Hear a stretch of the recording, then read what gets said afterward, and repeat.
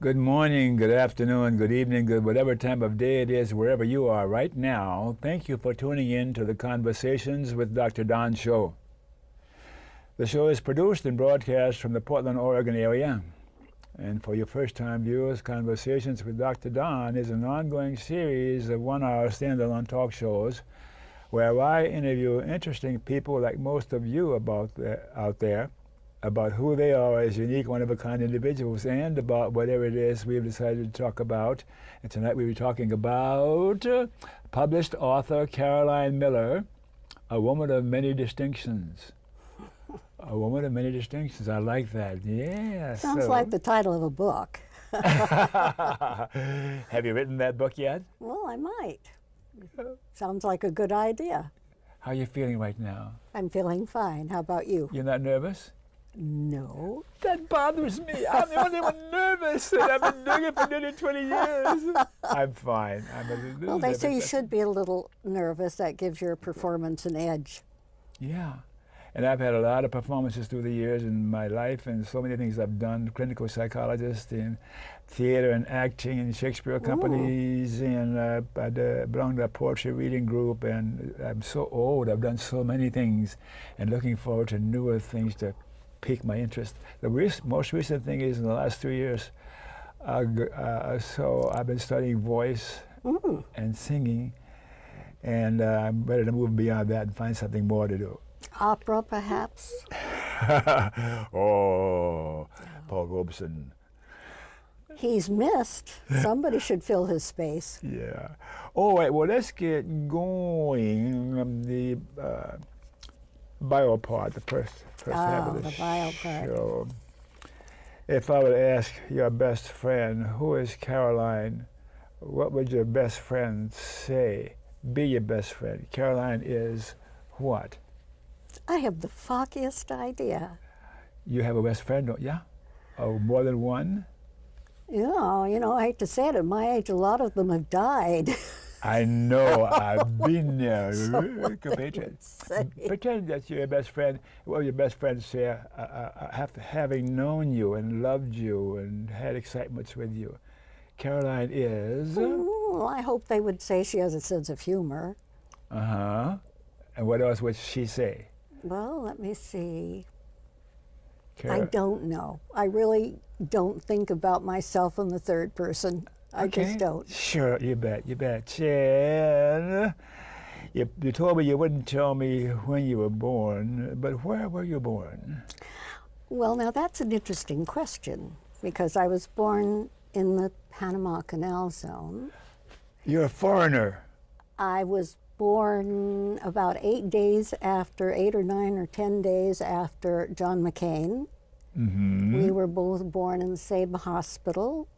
We were among the first 5 children in the new hospital. And theoretically, if there's a plaque still up, his name and my name are on it. Really? And I think it's always been an interesting connection in my mind, because I've never met the man. Obviously, I followed his career. Sure. So I always felt a link. I imagined that he was in one crib in that hospital and I was in another, and our paths never crossed How after can that be? Well, Dr. Don, don't you wonder how often we miss chances to meet interesting people? We brush shoulders with them and never see them again. Yeah, we meet ourselves. Yeah. Well, yeah. So, why were you born? Why was I born? Why does everybody repeat that question back to me? Well, it seems an extraordinary one, because you're blaming the child for what the parents got up to, but that is an extraordinarily good question, because my father was in the Navy down there. He was in the submarines. I was wondering, that was my next question. And my mother was Costa Rican, and neither spoke the other's language. So how they ever got together, it had to do with sex, I'm pretty sure. This is a family show, be careful. Oh, okay. I'm sorry. No problem there, of course. Interesting. What an interesting start for this show. Yeah. And I've been to the Panama Canal a couple of times. It was fascinating each time. And when I was down there, I found that I saw insects and animals that I hadn't seen since I grew up in New Orleans, which is semi-tropical, Oh, well, you know. any tropical climate grows them bigger and better, doesn't it? Yes. Yeah, something about the heat. You and John McCain. Are you a friend of John McCain's, or were you? No, we never crossed shoulders except maybe in the baby crib. I don't know, but I mean, I personally, I'm sure he didn't know I existed, but I personally kind of felt a connection. It's an extraordinary thing that two Americans would be born, first 5 children in that hospital, and yet never see each other and never know each other. How do you retain all these memories? You've lived so long. So long? I can say that because I'll be 90 in December. I know. I heard you say that on one of the programs I checked out. I thought, I'm just a youngster. Yeah. And anything significant to the viewers about your national cultural heritage, or are you just plain old white bread, or what? Well, no. I mean, my mother came to my dad's home in Indiana, and that was not a marriage made in heaven. The Indianan people did not know what to do with a Costa Rican, a Latin woman. At that time in history. In the 40s. My father refused to allow my mother to speak Spanish to me, so I'm not bilingual. He was afraid that I would speak with an accent. So they divorced after 7 years, and it was by that time World War II. And so my mom was here in this country. She raised me alone. They had come to California by that time. And she was a Hispanic alone in Los Angeles in the 1940s, not an American citizen. She was working on it, but in that day you had to, I think it took 5 years. So she couldn't work in any of the aircraft industry, so we were poor Latinos in Los Angeles in the 1940s. It was not easy. Yeah. Yeah, it was not easy. She worked hard. Mm-hmm. Yeah, she worked the classic story that you read, 2 or 3 jobs to scrape together food and put it on the table, and we suffered all forms of discrimination. We've been thrown off buses, thrown out of restaurants, refused housing, you know. New Orleans I grew up in, and I'm red, white, and black racially, as you can see, so I have an idea what you're talking about. Well, I'm sure you do, sure, of course. Yeah, but you're talking about your own personal experience and how it's affected you through the years, and there's still probably lingering thoughts about what happened. It certainly teaches you to stand on your own 2 feet. You have to learn to be tough. And my mother, when I went to school, she said to me, if anybody picks on you, get a big stick, get an equalizer. So, you know, it was not easy growing up, and they had gangs in those days. Oh yeah. You know, pachucos they called them. Pachucos. So I don't want to overpaint it, but you know, I have a great admiration for my mother. She was really tough. You know, she stood up to the world, and she's 102. And she's still around. The world will not believe that an 82-year-old woman like me is caregiving a 102-year-old woman. That's amazing. It's a wonderful blessing, yeah.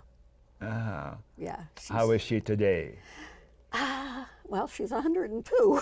Yes. But I take her out once a week. We go out and have lunch, and she's not in any pain, and she loves life, and hopefully she'll just go peacefully in her sleep. Did she have any other children besides you? No. You were enough, huh? Probably. She was working too hard to have much of a good life for herself. Yeah. You have any memories about growing up in Los Angeles? Oh gosh, yes. You know, but. Any come to mind? Any significant ones? 1 or 2 maybe that is worth repeating to the viewers? You want to get nitty gritty? Not Not too too nitty. nitty-gritty? It's up to you. Well, one of the most terrifying nights of my life was when my mother gave herself an abortion in Los Angeles. And we had no telephone, and I had to wander the streets looking for someone who'd let me use the telephone. When I finally called a couple of doctors, most of them put down the phone. Who was going to believe a kid? Finally, How old were you then? I was about 9. Oh, for gosh sakes, Caroline. And my mother was bleeding to death with the coat hanger affair, and the doctor finally came, a naval officer, patched her up, fixed her, saved her life. So obviously, Dr. Don, as a child of a mother who tried to self-abort, I feel passionate about a woman's right to choose. Yeah. And it involves more than just the woman and the baby. It involves the child who might be left behind. So, yeah, we've had some interesting times together, my mother and I. And you can call me Don or Dr. Don, but don't call me Donald, because when someone called me that, I was in trouble. I can see why these days. Yeah. So What yeah. a story. Well, you know, I live in a retirement center now. I just decided, you know, I don't want to be doing my laundry. I don't want to be, you know, this is me time. I know that puts off some people, but there's a 95-year-old woman that I sometimes sit down with, and she was a dancer with the USFO in World War II. Yes. And I always try to coax her to talk about her life. And I think probably she doesn't remember all of it, but she has this lovely way of saying it, and it is so true. And she says, "My dear, everybody has a story to tell." And of course it's true, everybody does. And she's 95. And a beautiful woman, I may point out. Beautiful, you can tell she was a stunner in her day. And she danced all across Europe in World War II, entertaining our troops. And but she says everybody has a story to tell, and I think that's true. So, well, I think mine was mine, and I'm interested in it. The writer in me says, "Gosh, there are a lot of stories out there that are interesting." How did you decide to write the way you do today? And you had it Well, I always published? wanted to write, but I never had the confidence to think I could live off my writing. So I did the many faces or the many careers until I reached the ripe old age of, I think I was 72, and I had a couple of novels I'd been working on, and I mailed them off just as I was going to have 2 hip surgeries. Came back from the hospital, and there were 2 acceptances from 2 different publishers. Oh, so, wow. yeah. So it's never too late, people. You know, it's never too late. You just keep on trucking until the whistle blows. I never heard it put that way before. Show the whistle. Oh, okay. Someone was saying, when you wake up in the morning and you look down at the foot of the bed and you find that there is no tag on your big toe. Oh, that's a good one. Another one responded just as well. When you wake up in the morning and you look up and there's no roots that you're staring at. There's no Roots. roots. Whoa, you've been there I got too a long laugh. for that. That's enough of that. That's the end of my funny stories. So and a religion. Do you have a religion? Do you ever have one? No. Uh-huh. I am a devout atheist. Really? Absolutely. I don't go that far. I'm a skeptic. Oh, well, I'm an people fudge. Of But course. in of course. my, look, I believe, or I know what I know, and what I don't know, I don't have a comment about. Mm-hmm. So I'm not saying that there isn't a God, and I'm not an agnostic, because that's just an atheist with a nice title. I'm saying I don't know. Uh-huh. And until you can prove it to me, then I'm going to stick with what I know. Yeah. And I have found, Dr. Don, that, gosh, it's not going to be a family show, that religions are very largely patriarchal. Yes. And the woman's role, I mean, the Catholic Church in the 1300s. And what's going on with it nowadays? Well, but they had a convocation and gathered in some place in Europe to decide whether women were human beings. We won by one vote.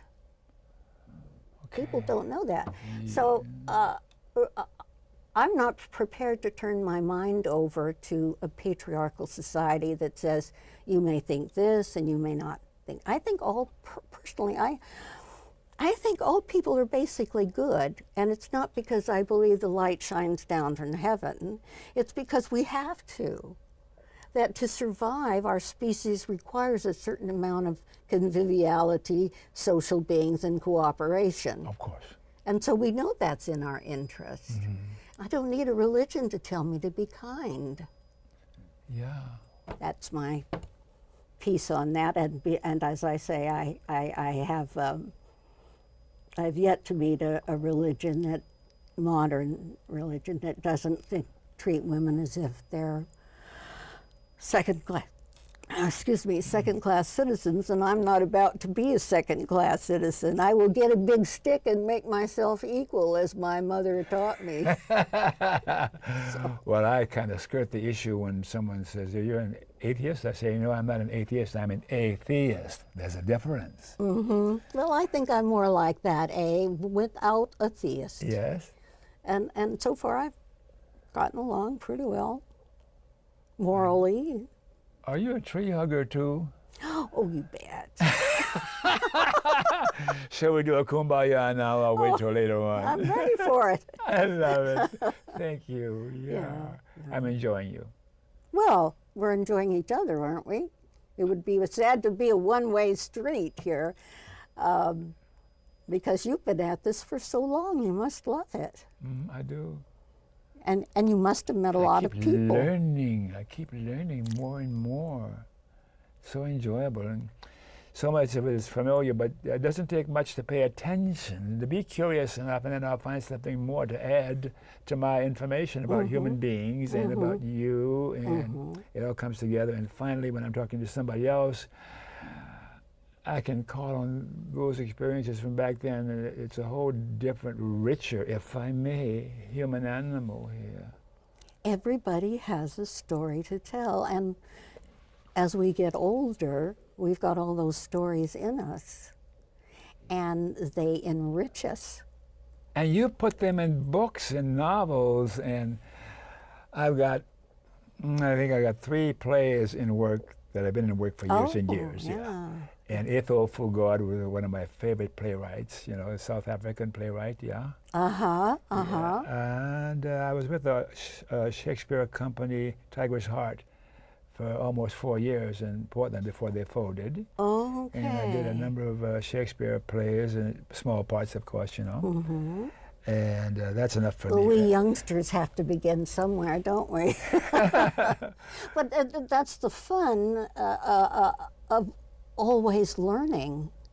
We're always learning, and we learn so much from each other. That's... It's amazing to me. Occasionally I meet somebody who says, I'm bored with life. How can that be?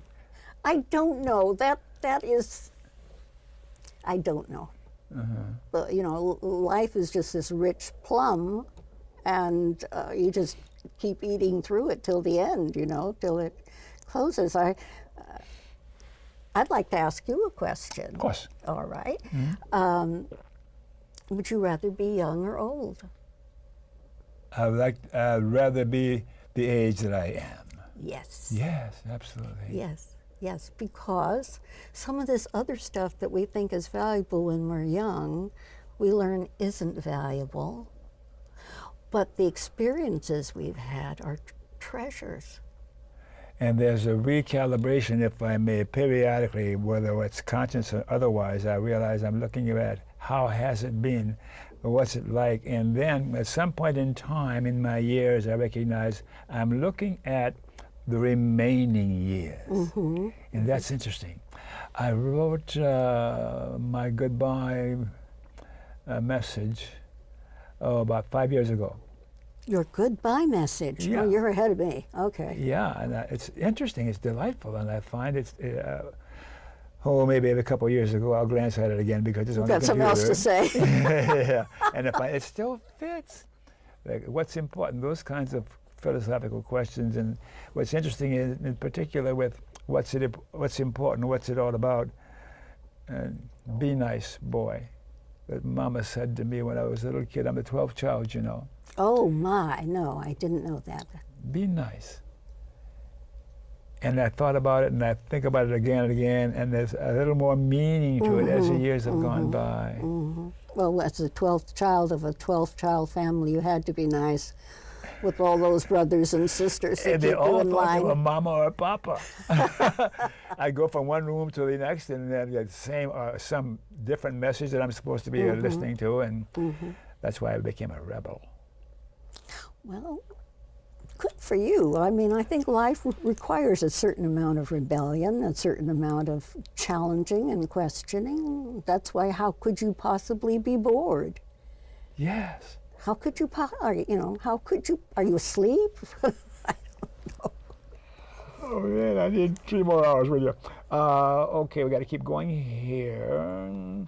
You have a husband, boyfriend, girlfriend? Oh, don't ask me that. Okay. And I'm not gay. I don't have a husband or a boyfriend, and I'm too independent to be married. Okay. Children, grandchildren, none of those, huh? No. Political persuasion, are you left, right, center, or what? I think I'm a centrist. You know, I think you've got How to. can you be a tree hugger and be a centrist? Well, because I'm full of contradictions, as human beings should be. Okay. But I don't care if politics goes to the left. That's lovely. But I kind of tend to want everybody to kind of get to the same place peacefully and carefully. And so I like to hear other people's points of view and see if that can be accommodated. Even Trump? Yeah. You know, if you look at Trump, he is a magnificent tragedy in the making. And Shakespearean? Yeah. You know, he is his own King Lear in a way, raging against the storm. And I don't agree with him about gravity. But how can I not see a man in such torment? Now, he's making others suffer, like the little children that are separated from their parents. But for me, it doesn't make his tragedy any less tragic. Any human being who suffers, I suffer. Well, it may be a little sticky, but that's really the way I feel. So, yeah, I can feel for Donald Trump. I paused for a moment to let that linger for a moment. I've not had someone say what you just said to me about Donald Trump, and it's the kind of thing I will dwell on tonight before I go to sleep, probably at least for a few minutes or so, to have me look at my philosophy about being kind to even unkind people, and looking at Trump, besides being a personality disorder and a deeply troubled human being. Indeed, he is not well, and I'm not as trained as you are, but you know, I can see it, I can feel it. Somebody said to me once, who was very wise, everybody does everything or does what they do for a good reason. I mean, have you ever heard, Genghis Khan would not come on this program and say, I'm slaughtering all those people because I like it. You know, there is always some good that they're trying to do. Hitler, God, you know, trying to perfect the human race. We all fool ourselves about a are evil, and so we don't see it. And it takes someone outside to see that. And I'm just not going to hate anybody. People suffer. They all are in their private hells.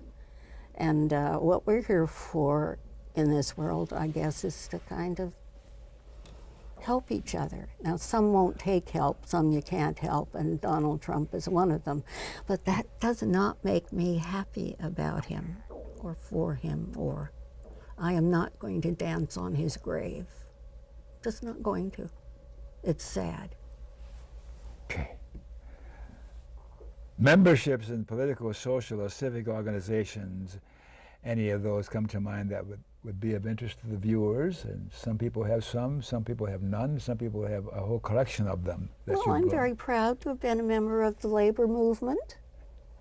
I'm very proud. I think I was the first only woman parliamentarian at their conventions. I'm very proud that they gave me an award for they gave me an award for something, I don't know, but they took it back because they closed the whole process down. You closed it for them. But, you know, I guess they decided after me to stop giving it. I don't know. But I'm very proud to have been a member of the labor movement. That's important to me. Yes. I headed a teachers' union. That was one of my faces. And I mean the real union, the AFL-CIO, the Walter Reuther. AFL. That's a wonderful group of people. Yes. Persons from the past or alive today that you look up to or looked up to. Any names come to mind for you? I've got a collection through the years of my favorites that I've looked up to, admired. I tend to like artists. Yes. Oh heavens, yes. What can I say? I love Abraham Lincoln. Mm-hmm. I recall, as an adult woman in her 40s who'd never been to Washington, D.C., I was in an AFL convention, and I walked up to Abraham Lincoln's statue, that big, and it's a statue. I cried my eyes out. I was so moved by this man and what he'd done for our country. So Abraham Lincoln will be the politician I love. Yeah. I want to allow enough time for the second half because there's so much I want to talk to you about. So let's take a break, and then we'll come back in a couple of minutes. Okay, Mr. Director?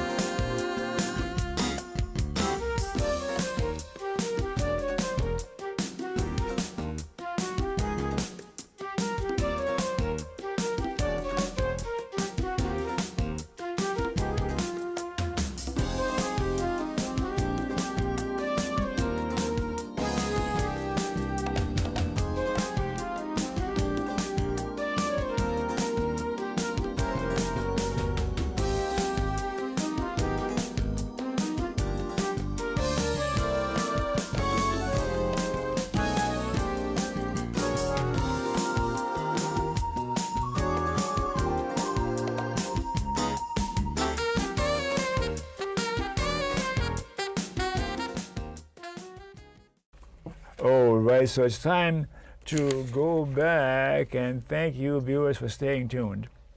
And for you viewers who missed the opening of the show, Conversations with Dr. Don is an ongoing series of 1-hour standalone talk shows where I interview interesting people, like most of you out there, about who they are.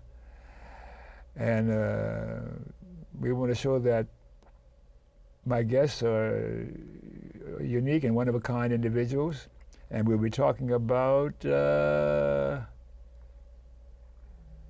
another Caroline Miller, a woman of many distinctions, a woman of many distinctions. Let's start with that. What does that mean, a woman of many distinctions?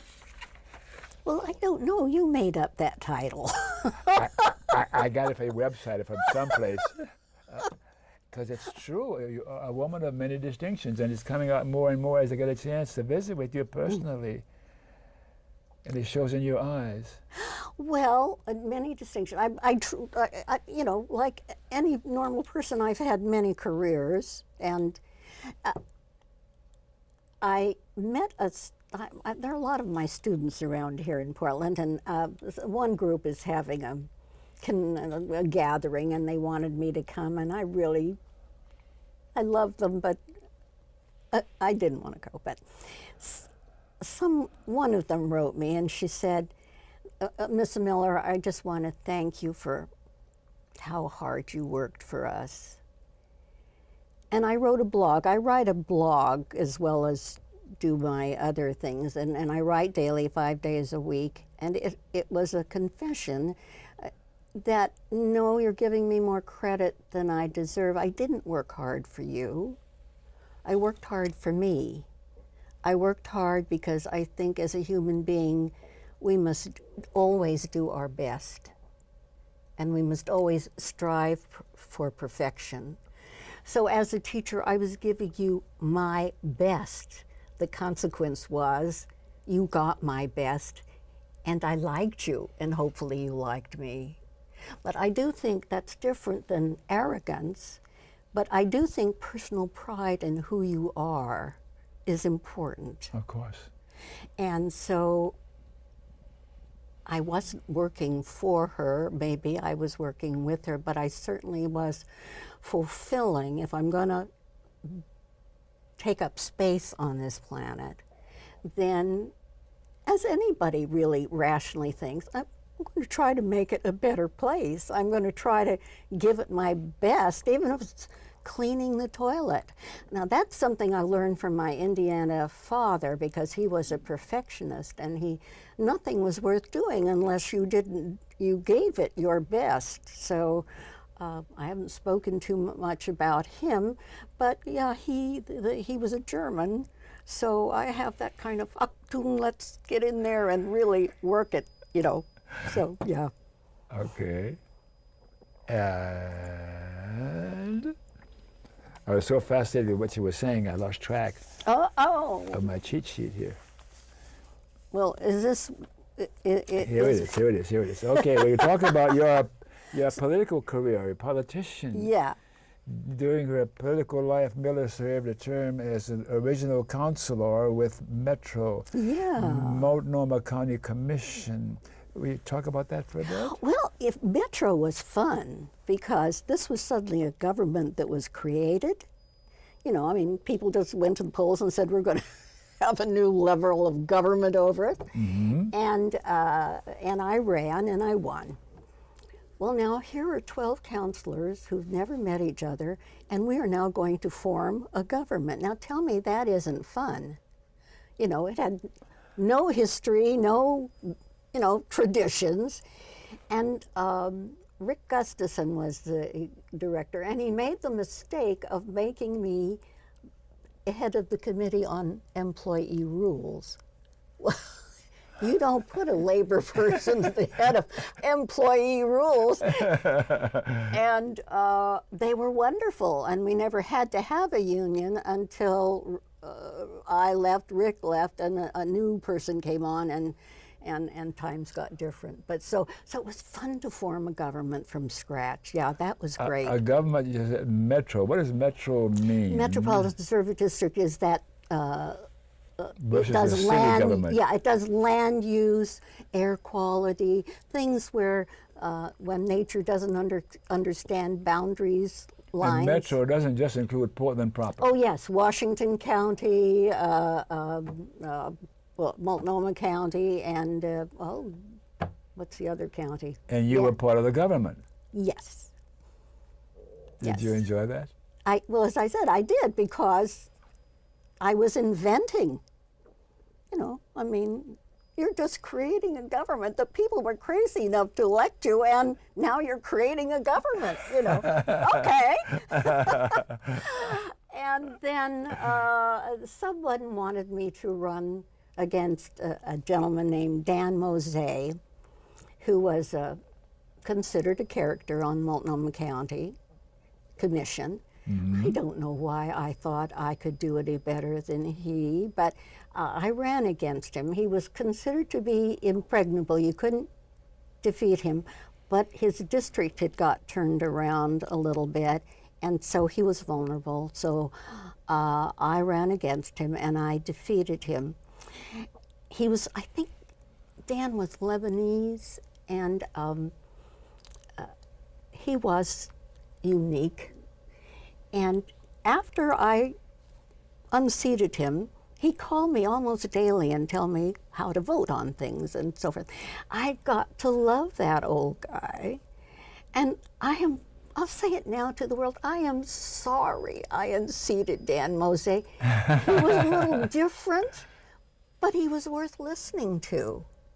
And his ideas weren't that crazy.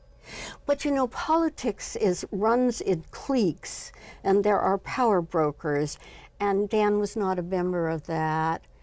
And I know there are people who think Trump is being beaten up in that same kind of system, and to a certain extent that's true. But Dan was a good man and a kind man, and I liked him. I ended up liking him. So that's my Multnomah County experience. And some of the things you did, you were a strong advocate for citizen involvement in government. You created many social services for those in need, including ex-offenders. You created a Bill of Rights for patient care and assisted living facilities. You initiated a program for health care clinics in the schools in conjunction with Portland Public Schools. Your left-wing credentials are huge. Oh, they're huge, but don't believe it because I can't be trusted. And you headed the Portland Federation of Teachers. She was the first woman parliamentarian for the Oregon AFL Convention. I'm very proud of that. And was inducted into the Oregon Labor Hall of Fame. That's the award they took away from me, Dr. Don. I think it is so unfair. But I would like to say one thing about my experience. The most devastating as a county commissioner is my attempts to defend ex-offenders and attempt to get society to see that because a person has committed a crime, they are to be thrown away in our society. You're rather unique at that time. I probably am unique at any time because most people fear convicts or, you know, but there are people who've made mistakes. There are people who have made mistakes and they need to get back into society. And they must have thought you were a kook or something in government. Yeah. So I used to start going around to the neighborhood associations and championing the rights of offenders. And I'm going to tell this story because I know the sheriff's department and the other people started not liking me doing it because people started listening to me. And I went out to North Portland one night, and the room was packed, and people were furious because there was a lot of prostitution in the neighborhood. And, you know, we want more jails, we want more jails. Now, this is a black community at the time. Yes. And I'm walking in there, and they want more jails. So fortunately, I always had wonderful staff. I may have been a jerk, but my staff was wonderful. And we had these wonderful statistics on the cost of criminal offenders, the silliness for which people, you know, an ounce of heroin, all of the ramifications of this. And it is probably my proudest moment, but the most disheartening, because when I finished my presentation and I said, "Do you know who's going to jail?" It's your son, your daughter, your cousin, are you really in love with more jails, or would you rather see some drug addiction program, some early childhood? And I just tore at them.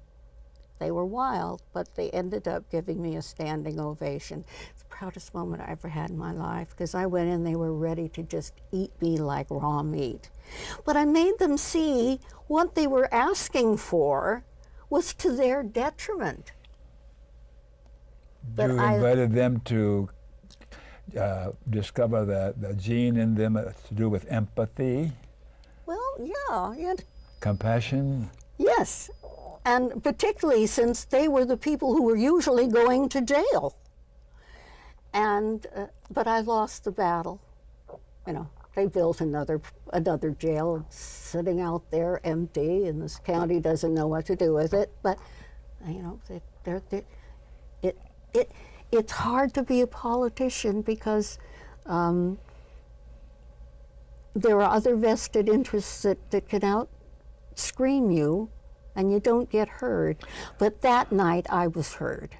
And politicians nowadays, lock her up, lock him up, incarcerating more and more people as time has gone by. Yeah. And now they want to turn the jails private, so these people can stay in jail forever, and it becomes a profit mechanism. And I left politics. I finally just couldn't take it. I think we should change our system of government and approach something like a Mondragon or some sort of democratic socialism, if I may, because capitalism is down the tubes as far as I'm concerned. Over generations and generations, we're having a wealth distribution is becoming more radical. And now I'm showing my true leftist, and I'm not a Stalin supporter. I'm having fun with you about that. So, you enjoyed your time as a politician? No. First of all, I think politicians we're all rotten. You can change the system, but you can't change human nature, and that's what you have to be aware of. And I noticed the first time I decided to run for public office, I changed inside. People stopped being people to me. They became resources. My friends either could contribute, or they could walk a precinct, or they could have a coffee for me. Politics is so self-centered and so indulgent that all you do is use people so that you can get to the next election and be elected again. And I decided that was a pretty toxic environment, so I got out. Weren't there a few politicians, at least on the national level, who were more altruistic than greedy or self-serving? I think they all start out altruistic and on the self-serving. I don't think people run for office to become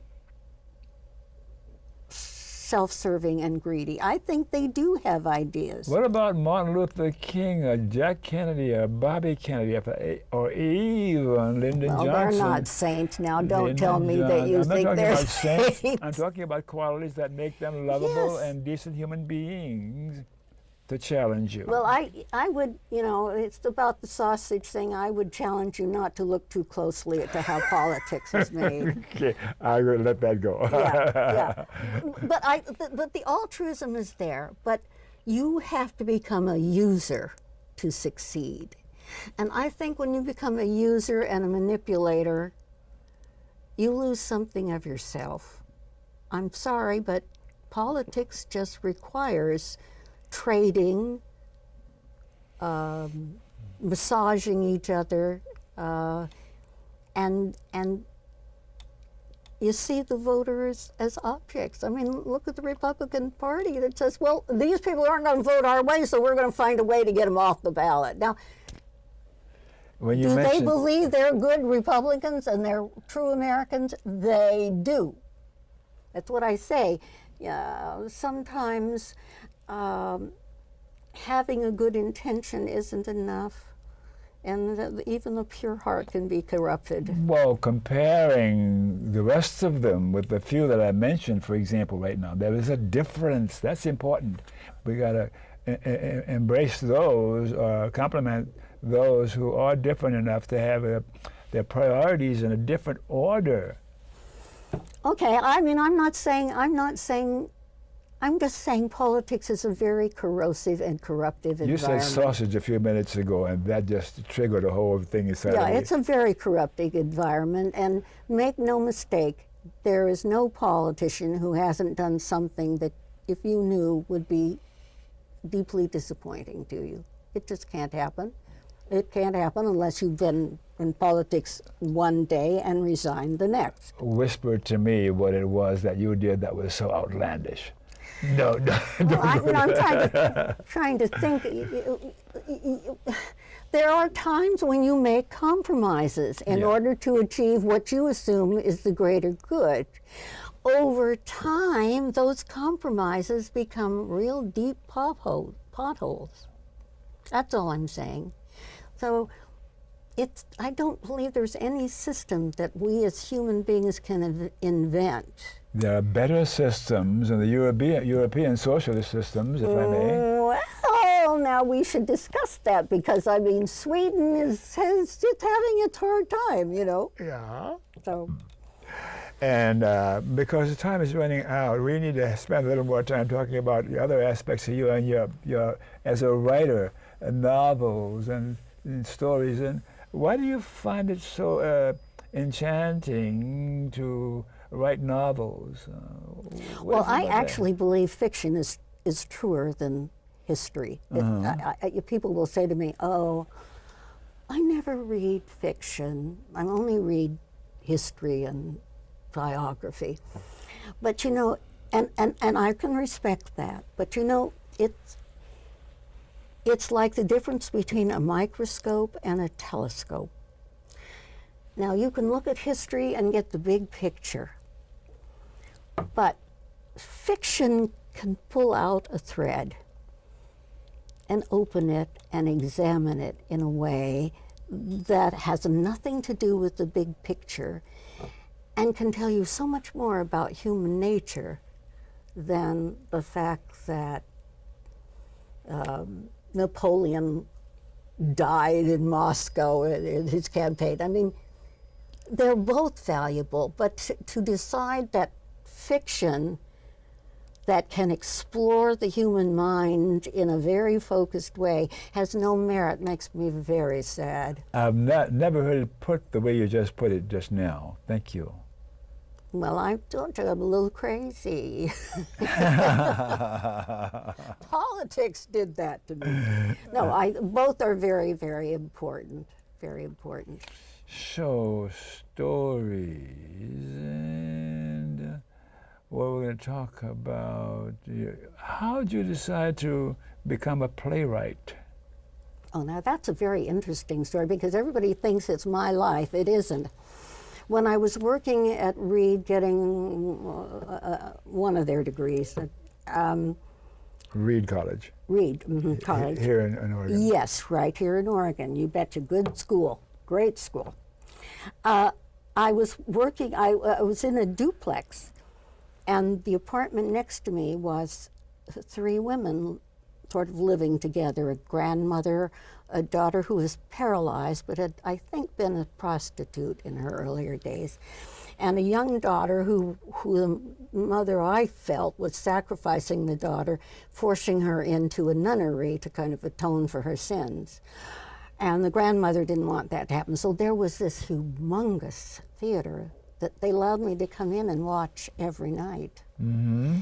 And it was heart-rending, because to put it frankly, all each of them wanted was to be loved by the others. And they couldn't see it, and they couldn't do it, and all they could do was argue with each other about what was best for each other. And you could see what you're talking about. oh now. boy, I could see it, you know. And you can see things, but you can't heal them. You can see the disease, but you can't heal it. And I thought, this is a tragedy of Greek proportion, as these women claw at each other as they are scrapping for love. And so I just practically dictated from their own dialogue. And so in a sense, it isn't fiction, it is their lives. And I couldn't write it as fiction. I had to write it as a play because I saw it every day. It was so heartbreaking. We get into these little mazes and we don't know how to get out. And it got good reviews. Oh, yes. Well, one man who has been a thorn in my side for quite some time said, "I don't understand it." And I replied, "I believe you." So.